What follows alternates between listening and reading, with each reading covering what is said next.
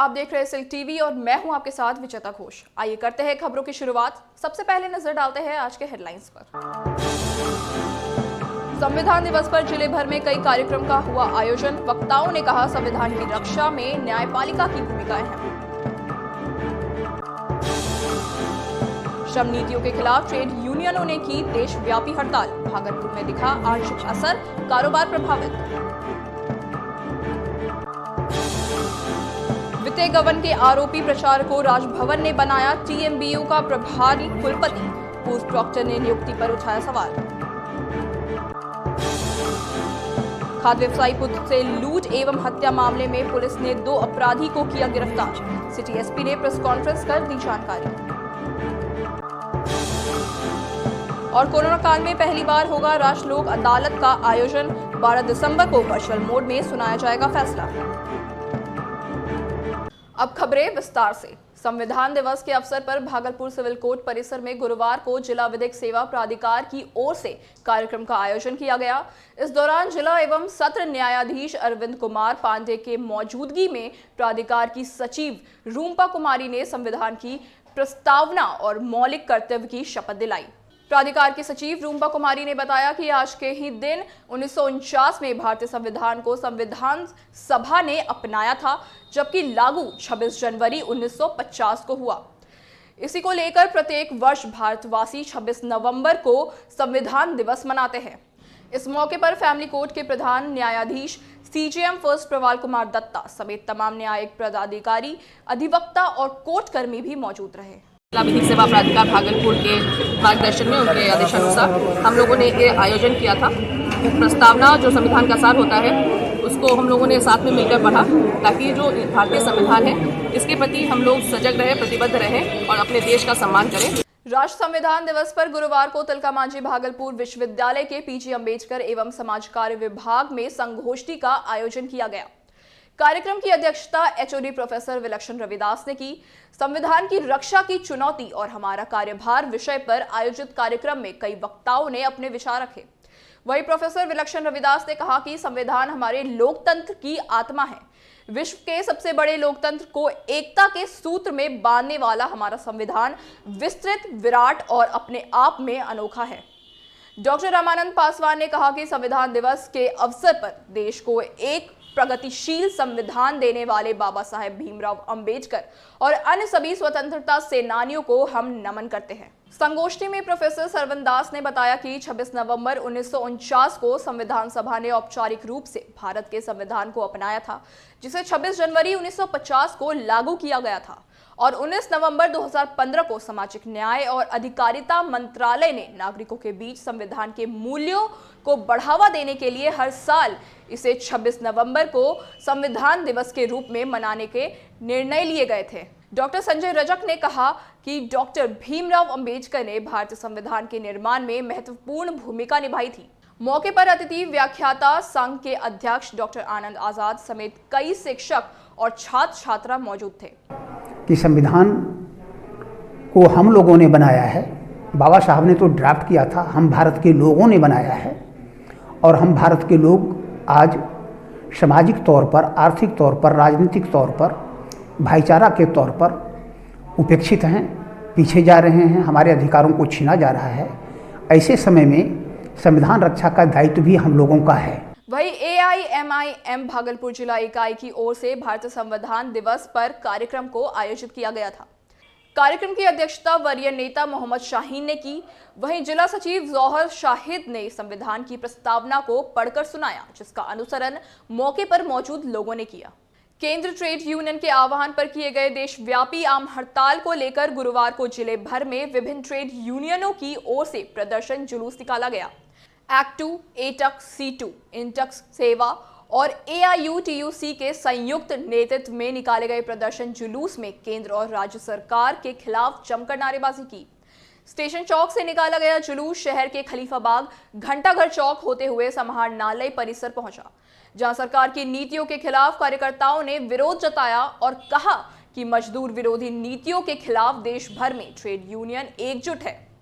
एक्टू के राष्ट्र उपाध्यक्ष एसके शर्मा ने कहा कि देश को मोदी राज के चंगुल से बाहर निकालने और मजदूर विरोधी नीतियों को वापस लेने के लिए देशव्यापी हड़ताल किया गया है, जिसके माध्यम से सरकार को आगाह किया जा रहा है। वहीं हड़ताल के समर्थन में निकाले गए जुलूस में राष्ट्रीय जनता दल के नेता और कार्यकर्ता भी शामिल हुए। राजद नेताओं ने मजदूर विरोधी नीतियों का विरोध करते हुए कहा कि किसी भी कीमत पर मजदूर विरोधी नीतियों को बर्दाश्त नहीं किया जाएगा। वहीं देशव्यापी आम हड़ताल को लेकर भागलपुर बीएसएनएल महाप्रबंधक कार्यालय परिसर में भी बीएसएनएल संयुक्त मोर्चा की ओर से सरकार की नीतियों के खिलाफ प्रदर्शन किया गया।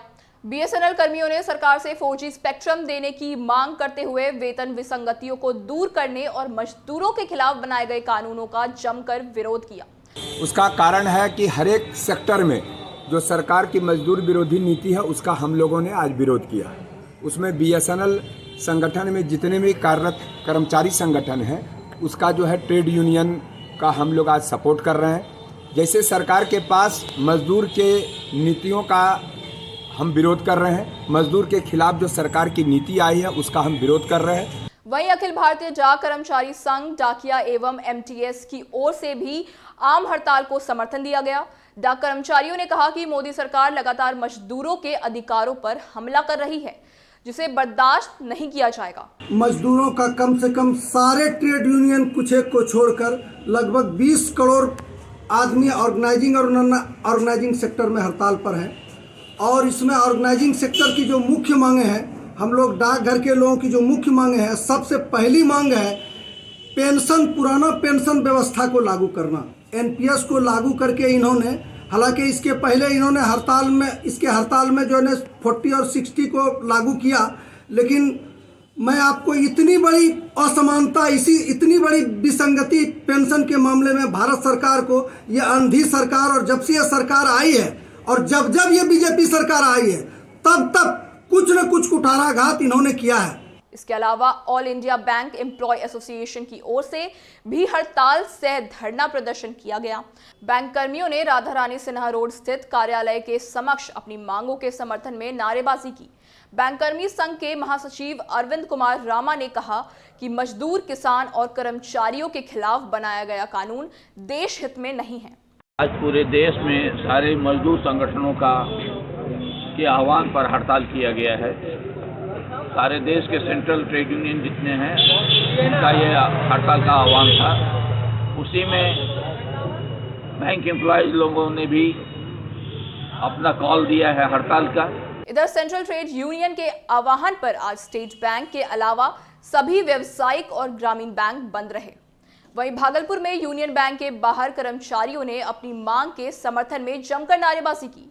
बैंक कर्मचारी संघ के कार्यकारी अध्यक्ष जयप्रकाश झा ने कहा कि बैंकों में आउटसोर्सिंग बंद करना होगा। संगठन सचिव बालकृष्ण पोद्दार ने बताया कि सेंट्रल ट्रेड यूनियन के सामान्य मांगों के अतिरिक्त बैंक यूनियनों ने सार्वजनिक क्षेत्र के बैंकों के निजीकरण का प्रस्ताव वापस लेने, बैंकों में जमा राशि पर ब्याज बढ़ाने, कॉरपोरेट घरानाओं से एनपीए ऋण की वसूली के लिए सख्त कार्रवाई करने की मांग की है। हमारी मांगे है कि बैंकों का क्लोजर मर्जर जल्दी से जल्दी बंद करो, बैंक को कॉरपोरेट घराने में बेचना बंद करो, बैंकों में आउटसोर्सिंग से जो काम चला रहे हो उसको खात्मा करो, और रूरल बैंक में जो है ग्रामीण बैंक के सबको नेशनलाइज बैंक की तरह स्कार दो, उसी की तरह उसको वेजेज दो। तिलका मांझी भागलपुर विश्वविद्यालय के नवनियुक्त प्रभारी कुलपति डॉक्टर संजय चौधरी ने गुरुवार को अपना पदभार संभाला। इस दौरान विश्वविद्यालय के अधिकारी और कर्मचारियों ने उनका स्वागत किया। वहीं टीएमबीयू के सीनेट सदस्य मुजफ्फर अहमद ने नए कुलपति को बुके और अंगवस्त्र भेंट किया। साथ ही विश्वविद्यालय में लंबित पड़े विकास कार्यों को गति देने की मांग की। आपको बता दें कि विश्वविद्यालय के प्रभारी कुलपति बने टीएनबी कॉलेज के प्राचार्य डॉक्टर संजय कुमार चौधरी पर 2 कॉलेजों में वित्तीय गड़बड़ी करने और गलत एलपीसी देने का आरोप है। हालांकि राजभवन ने जारी अधिसूचना में कहा कि डॉक्टर चौधरी प्राचार्य समेत प्रभारी कुलपति का अतिरिक्त काम देखेंगे और वह कोई भी नीतिगत निर्णय नहीं लेंगे। गौरतलब है कि इसके पूर्व बीएयू के कुलपति डॉक्टर अजय कुमार सिंह प्रभारी वीसी थे और उन्होंने खुद को राजभवन से टीएमबीयू के प्रभार से मुक्त करने का आग्रह किया था। जिसके बाद राजभवन में विवादों से घिरे डॉक्टर चौधरी को प्रभारी वीसी बना दिया गया। वहीं नवनियुक्त प्रभारी कुलपति डॉक्टर संजय कुमार चौधरी ने कैमरे पर कुछ भी बोलने से साफ इनकार कर दिया। अभी सब बोलना नहीं, आप तो प्राथमिकता तो बता दो। प्राथमिकता आपको प्रेस रिलीज से मिल जाएगा, प्लीज सब रिलीज होता है। अभी कुछ नहीं बोलेंगे, प्रेस रिलीज जाएगा, आपको बढ़िया से मिल जाएगा, ठीक है ना। हम पीआरओ को बुलाते हैं, वही बात है। प्रिंसिपल से पूछेगा तो उस कॉलेज में बताना है यहाँ से। इधर टीएनबी कॉलेज भागलपुर और मुरारका कॉलेज सुल्तानगंज में वित्तीय गड़बड़ी करने के आरोपी कुलपति पर कई सवाल उठने लगे हैं। डॉक्टर संजय चौधरी को प्रभारी कुलपति बनाए जाने पर तिलका मांझी भागलपुर विश्वविद्यालय के पूर्व प्रॉक्टर प्रोफेसर विलक्षण रविदास ने कहा कि सीनियर डीन और प्रोफेसर के रहते टीएनबी कॉलेज के प्राचार्य को प्रभारी कुलपति बना देना नियम कानून के विरुद्ध है। कि सुप्रीम कोर्ट का यह निर्णय है 2012 का कि प्रभारी कुलपति या प्रतिकुलपति वही बनाए जा सकते हैं जो सीनियर डीन होंगे या वरिष्ठ प्रोफेसर होंगे। यह स्पष्ट नियम है। इसको दरकिनार करते हुए राजभवन ने इनको नियुक्त करने का काम किया है प्रभारी कुलपति तिलका मांझी भागलपुर विश्वविद्यालय के तौर पर। मैं समझता हूं कि यह दुखद घटना है और संविधान दिवस की पूर्व संध्या पर लिया गया यह निर्णय असंवैधानिक, गैर कानूनी और गैर परंपरागत और स्थापित जो नियम है उसका साफ साफ उल्लंघन है। अकबरनगर थाना क्षेत्र में 5 नवंबर को दिन दहाड़े खाद कारोबारी के पुत्र सुशांत कुमार शुभम से 25 लाख रुपए लूट के बाद गोली मारकर हत्या कर देने जाने के मामले में पुलिस ने अब 2 अपराधियों को गिरफ्तार कर लिया है। सीनियर एसपी की ओर से डीएसपी विधि व्यवस्था के नेतृत्व में गठित एसआईटी ने यह गिरफ्तारी की। एसआईटी ने वैज्ञानिक अनुसंधान और घटनास्थल पर प्रत्यक्षदर्शियों के द्वारा बताए गए हुलिया का सहारा लेते हुए हबीपुर से भोलू उर्फ अलीशेर और मोहम्मद लाल को गिरफ्तार किया। सिटी एसपी सुशांत कुमार सरोज ने प्रेस कॉन्फ्रेंस कर जानकारी देते हुए बताया कि इस घटना के बाद अपराधियों ने मृतक के चाचा के मोबाइल से कहीं बातचीत की थी। हालांकि इस खुलासे के बाद मृतक के चाचा ने बताया कि कुछ समय पहले उनका मोबाइल फोन गुम हो गया था। लेकिन बड़ी बात यहां यह है कि इस मामले को लेकर किसी भी थाने में प्राथमिकी दर्ज नहीं कराई गई थी। इसे लेकर पुलिस का कहना है कि वह इस बिंदु पर भी अब छानबीन करेगी कि कहीं मृतक के चाचा का भी इस घटने में किसी प्रकार का संबंध तो नहीं। आपको बता दें, सुशांत कुमार शुभम की हत्या 5 नवंबर को दिन दहाड़े उस वक्त कर दी गई जब वह 25 लाख रुपए लेकर बैंक में जमा करने जा रहा था। अनुदेव सिंह का लड़का सुशांत कुमार सिंह जो अपने एक सहयोगी अमन के साथ रुपया जमा करने बैंक में जा रहा था। रास्ते में ही अपराधियों के द्वारा घेर करके लूटपाट किया गया। लूटपाट क्रम में गोली मार हत्या कर दी गई। घटना की गंभीरता को देखते हुए एक एसआईटी गठन किया गया और जिसमें कि मेरे नेतृत्व में गठन किया गया था। डीएसपी सिटी साहब से डीएसपी लॉ ऑर्डर और आधा दर्जन थानाध्यक्ष सभी थे। तो हम लोग जो वैज्ञानिक अनुसंधान था, जो लोकल इनपुट था और जो वहाँ पर जो आई विटनेस कुछ लोग थे घटनास्थल पे, जो उन्होंने हुलिया बताया, इन सभी के आधार पे गहनता से जांच करते हुए हम लोगों ने 2 गिरफ्तारी किया है। नाथनगर बिलखोरिया पंचायत के किसानों ने अवैध रूप से दबंगों द्वारा बालू उठाव किए जाने को लेकर गुरुवार को डीएम प्रणव कुमार को आवेदन सौंपा। दिए गए आवेदन में किसानों ने कहा कि बालू माफियाओं द्वारा खेती योग्य जमीन से रात के अंधेरे में बालू खनन किया जा रहा है और इसका विरोध करने पर दबंग हत्या करने की धमकी दे रहा है। किसानों ने कहा कि अत्यधिक बालू खनन के कारण खेतों में बड़े बड़े गड्ढे बन चुके हैं और फसल भी नहीं हो रहा है।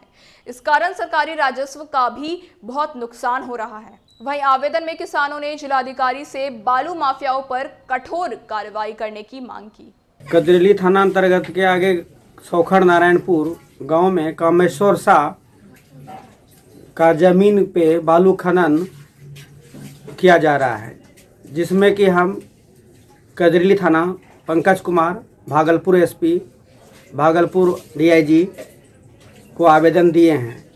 इस पे अभी तक कोई कार्रवाई नहीं किया जा रहा है और बाय ज़बरदस्ती जो है बंदूक की नोक पे कि हम करेंगे, बालू उठाएंगे, आपको जो करना है कर लीजिए।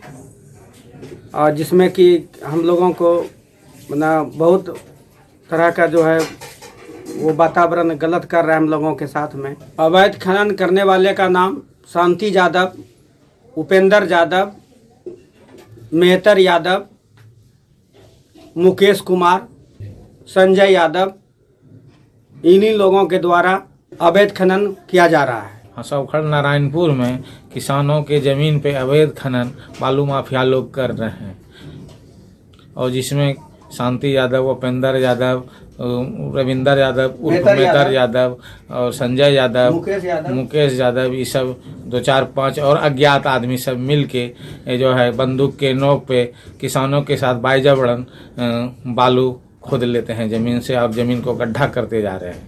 अब वक्त हो चला है एक छोटे से ब्रेक का, मिलते हैं एक ब्रेक के बाद।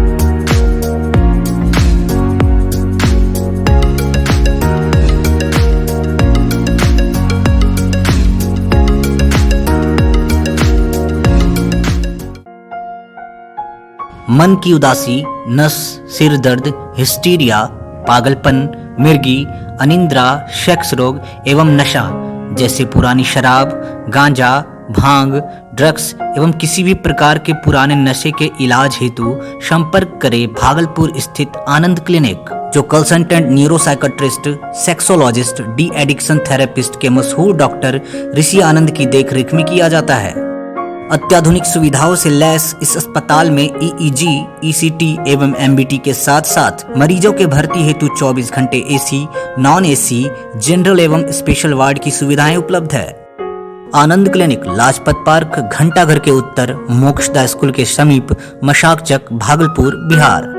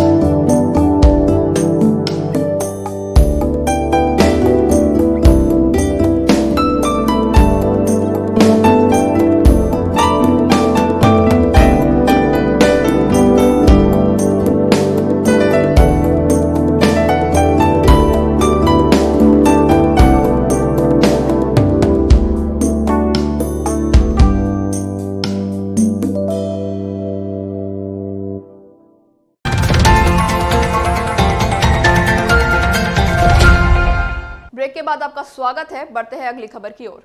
राष्ट्रीय विधिक सेवा प्राधिकार एवं राज्य विधिक सेवा प्राधिकार के दिशा निर्देश पर आगामी 12 दिसंबर को व्यवहार न्यायालय भागलपुर, कहलगांव और नौगछिया में राष्ट्रीय लोक अदालत का आयोजन ऑनलाइन वर्चुअल मोड में किया जा रहा है।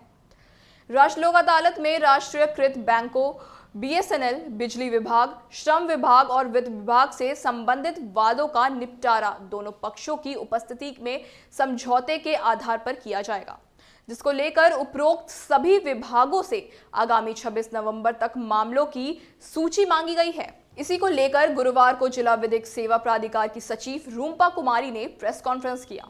प्रेस कॉन्फ्रेंस में रूम्पा कुमारी ने जानकारी देते हुए कहा कि 12 दिसंबर को ऑनलाइन राष्ट्रीय लोक अदालत का आयोजन किया जाएगा। उन्होंने कहा कि हाई कोर्ट और डालसा की गाइडलाइन के अनुसार राष्ट्रीय लोक अदालत में सुनवाई के लिए आने वाले मामले की डिटेल्स वेबसाइट पर अपलोड होगी। इस लोक अदालत में दोनों में से किसी भी पक्ष को कोर्ट आने की जरूरत नहीं है, बल्कि इसके लिए अधिवक्ता के माध्यम से उन्हें मोबाइल के जरिए पेश होना होगा। वहीं 1 से 11 दिसंबर तक सभी मामलों की सुनवाई ऑनलाइन होगी, जिसके बाद 12 दिसंबर को मामले का निष्पादन किया जाएगा। मार्गदर्शन में 12 दिसंबर को राष्ट्रीय लोक अदालत का आयोजन किया जा रहा है। कोरोना काल में होने के बाद ये पहला लोक अदालत है, तो थोड़ा सा जो अंतर है वो ये है कि पिछली लोक अदालत जो फिजिकल मोड पे होती थी, पक्षकार कोर्ट में आते थे, मिलते थे, सेटल करते थे अपने केसों को, वो नहीं होगा। ये कंप्लीट लोक अदालत जो 12/12/2020 को होने वाला है, ये ऑनलाइन मोड पे होने वाला है, वर्चुअल मोड पे हो रहा है। पिरपैती प्रखंड के श्रीमतपुर निवासी पैक्स अध्यक्ष रामनारायण यादव के बासा में बीते बुधवार देर रात आग लगने से लाखों की संपत्ति जलकर राख हो गई।